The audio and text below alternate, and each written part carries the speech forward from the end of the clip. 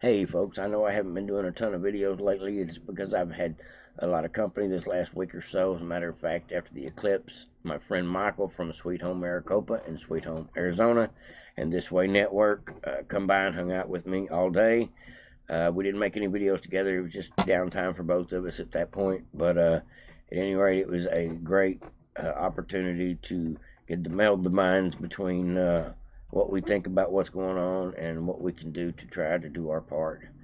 And not even a week later, as of yesterday, my friend Dave from Nottin Cali shows up at my house. And if you don't know that channel, go check him out. He is probably the best I know at video editing and able to work computer like nobody else can.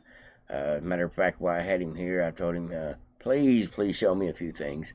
I'm really kind of illiterate when it comes to being able to use these programs to their fullest capability, just because it takes a lot of time to learn this stuff, believe it or not, folks. If you've never played with an editing app before, it takes a whole minute to learn what to do and what not to do. But at any rate, I'm using a new photo editing app now, per what Dave showed me yesterday, and so everything's going to look a little different from here on out, and hopefully that will be enough for YouTube to decide that my videos from this point forward are monetizable because they're different than me just taking somebody else's content and throwing it on my content. Not that I do that anyway, but if you change up the border, I'm told you change up the ones and zeros and just little things like that, adding music and cutting the thing into shorter segments where you speak between video clips. All these little things help because you want to be able to, in theory, be monetizable, and these little things are what YouTube is using instead of strikes today to prevent people from remonetizing. But at any rate, I got a really good video clip here of Tim Burchett speaking. Got a Mac clip, a little bit of monologue as well about what's going on. I'm talking about the FISA warrant. If you don't know a lot about the FISA warrant, what the big controversy is, what it does, what it's all about, how it's being weaponized against people like Trump and 277,000 Americans proven so far. Stick around, folks. I'll try to be as informative as possible. That's why I got my goggles on. But this is definitely interesting stuff. We'll have to see how this goes. And truth be known, this is not necessarily going to be permanent because of the fact Trump's coming back. 7 months, folks. 8 months. He'll be back. That's what I have to believe. All right, let's go ahead and jump into this video. And if you like the change of scenery around here with the backgrounds and things that I'm going to be doing, just give me a great thumbs up and say, good job, you learned something new today. Awesome, folks. Here we go. It says on Friday, the House voted 273 to 147 in favor of extending Section 702 of the FISA, a provision originally enacted in the aftermath of September 11, 2001. Talking about the Patriot Act. It says the legislation permits U.S. agencies to monitor foreign targets, meaning like terrorists and things, people in other countries with sinister intentions, people abroad. It says, but has come under scrutiny for its implications in the past for its misuse and surveillance on American citizens. They're not even supposed to be digging in this country for anything. They've actually went after Trump with it. And Joe Biden is the one that decided that would be a good idea. Facts, folks. The vote displayed a uniparty alliance. That's right, the uniparty. We're talking about the deep state uniparty with 147 Democrats and 126 Republicans. I mean, not even all the Democrats were on board with this either. That's good. It says supporting the bill, while 88 Republicans and 59 Democrats opposed it.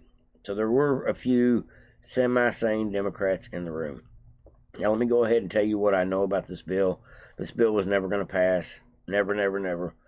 But they added a caveat to this Section 702 bill that said that if we pass this bill, like a rider on the bill, it will apply to all American citizens. It will apply to everybody overseas that we're curious about as well. Spy willy-nilly to your wanting, no warrant needed, with the exception of you people that vote on this.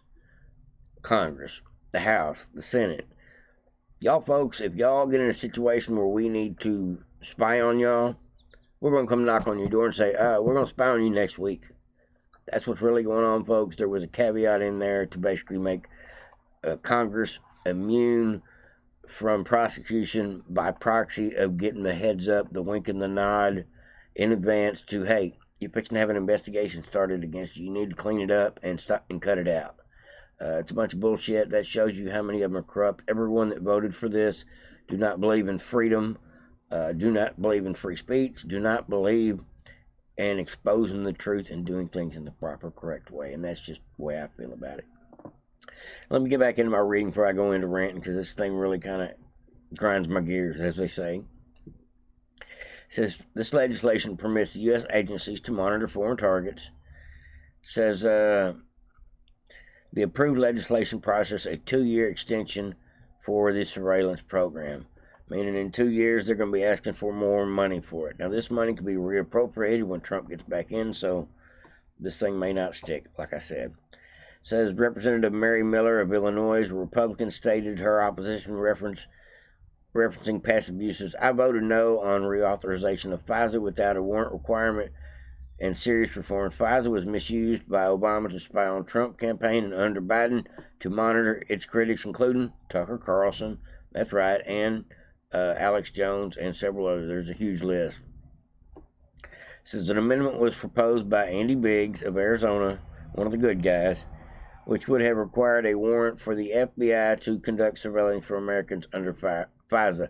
The floor vote resulted in a tie of 212 to 212.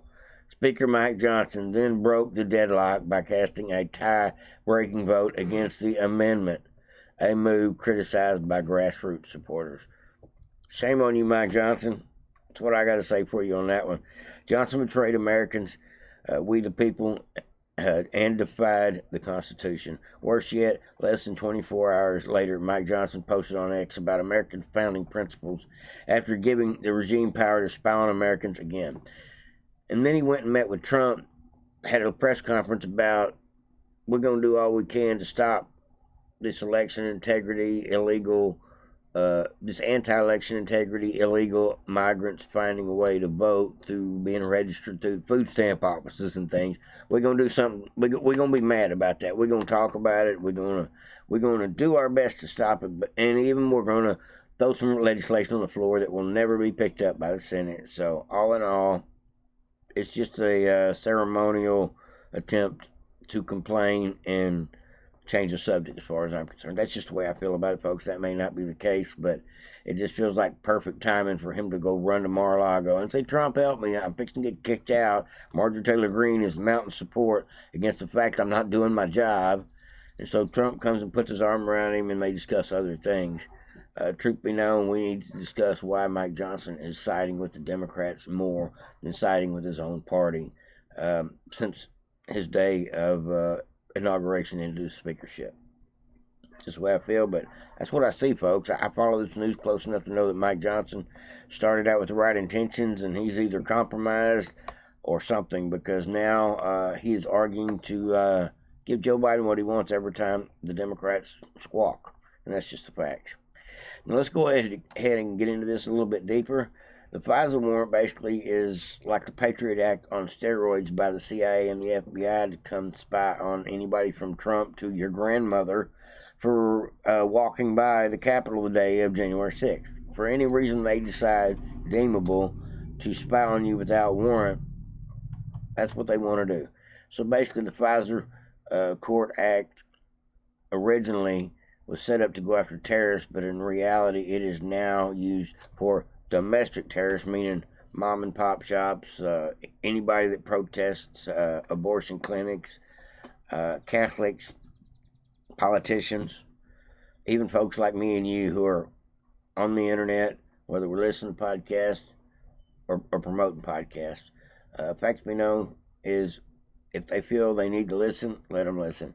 If they feel they need to spy, let them spy. If they feel they need to come arrest you because they don't like what you're saying, let them do it until we're all in a cage. That's the mentality of the left right now. And I hope we do more than just get up and squawk about it. I see this FISA thing has been abused since day one, been weaponized, and it is not a good thing. It is actually a damn shame.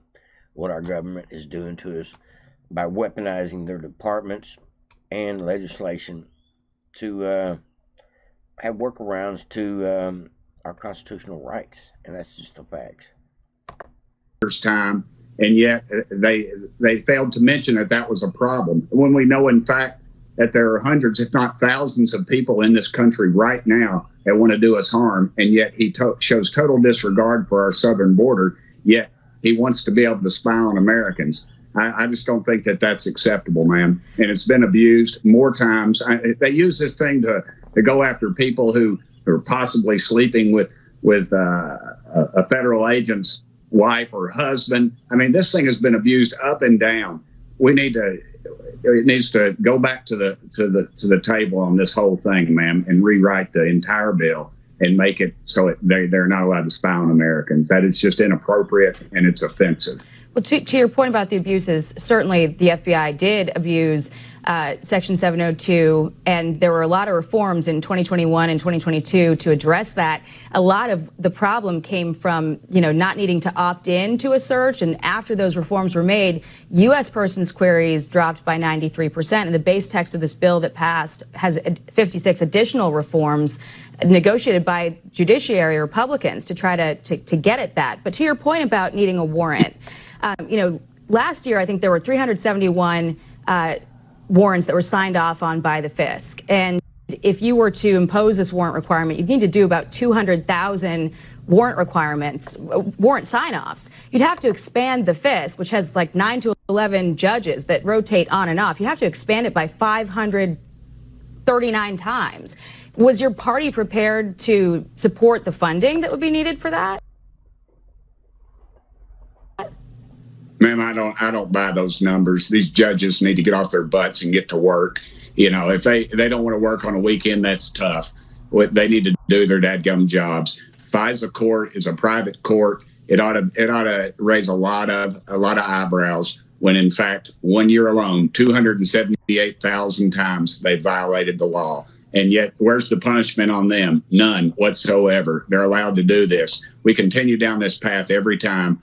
Every time the defense industry or the intelligence agency come and tell us there's some horrific accident or something getting ready to happen. And guess what? There's people all over the world that want to do us in every single day. Yet when they need funding, the FBI, they're funded to the point of where they're going to get a headquarters bigger than the Pentagon, if you can imagine that. It's out of control, and they need to clean house. And this is the only way we are able to do it. And yet we don't have enough in Congress with the guts to do it. We're allowing warrantless searches on Americans. It is wrong. You can paint it any way you want, but it is just wrong. Real quickly, before we run out of time, your colleague Matt Gaetz threatened the 86 Republicans who voted against this amendment to come to their districts. And Lauren Boebert said that it's time to turn up the heat on them. Is he talking about coming in to, try to primary some of these incumbents and support efforts to remove them from their seats? Well, sure he is. If we have Republicans or Democrats who don't uphold the Constitution, that's what he's talking about. Matt is very vocal, and he's very good at what he does to get around the country. And they all knock him, but they're all afraid of him because every time he shows up, he brings a crowd and he raises some money. Aren't you guys supposed to be going after Democrats and, rather than coming after your own? And I mean, you've got a very slim majority as it is, and a lot of these members are in purple districts. Oh yeah, and that's true. But the reason that we have weak congressmen is because our leadership in the past went against the so-called MAGA Republicans in many instances and elected moderates, and that's why we have people that won't uphold the Constitution. So that is a problem. Okay. And Matt's trying to address it. All right. Well, Congressman, I really appreciate your time.